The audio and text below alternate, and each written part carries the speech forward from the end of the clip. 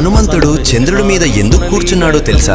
రామసేతుని నిర్మించే సమయంలో రాత్రి అవుతుంది. శ్రీరాముడు వానరులతో కలిసి ఇక్కడే పడుకోవాలని అనుకుంటాడు. కానీ హనుమంతుడు నా ప్రభువు నేల మీద ఎలా పడుకుంటాడు అని ఆలోచించి ఆయన చేతులతో ఒక చిన్న ఇల్లు నిర్మించడం మొదలు పెడతాడు. అంతలో లక్ష్మణుడు అక్కడికి వచ్చి, హనుమ, నా అన్నకి సేవ చేయటం నా బాధ్యత. ఎన్నో సంవత్సరాలుగా నేను ఆయనకు సేవలు చేస్తూ వస్తున్నాను. ఇప్పుడు నా పని నువ్వు చేయటం సరికాదు, నువ్వు వేరే పని చూసుకో అని అంటాడు. దానికి హనుమంతుడు చిరునవ్వుతో, నన్ను క్షమించండి, నేను దీన్ని తిరస్కరిస్తున్నాను. నేను కూడా నా ప్రభువుకి పరమ భక్తుడిని. నేను కూడా నా ప్రభువుకి సేవలు చేసుకోవచ్చు అని వినయంగా చెబుతూ తన పని కొనసాగిస్తాడు. ఇలా ఇద్దరు ఎవరు రాముడికి సేవ చేయాలి అని వాదించుకుంటారు. ఇద్దరికీ రాముడిపై ప్రేమ అపారం. ఈ వాదన పెద్ద గొడవగా మారకూడదని భావించిన రాముడు అక్కడికి వస్తాడు. హనుమ, ఈ పని లక్ష్మణుడే చేయనివ్వు, నీకు దీనికంటే గొప్ప కార్యాన్ని అప్పగిస్తాను అని అంటాడు. అప్పుడు హనుమంతుడు, సరే స్వామి, అదేంటో చెప్పండి అని అంటాడు. అప్పుడు రాముడు,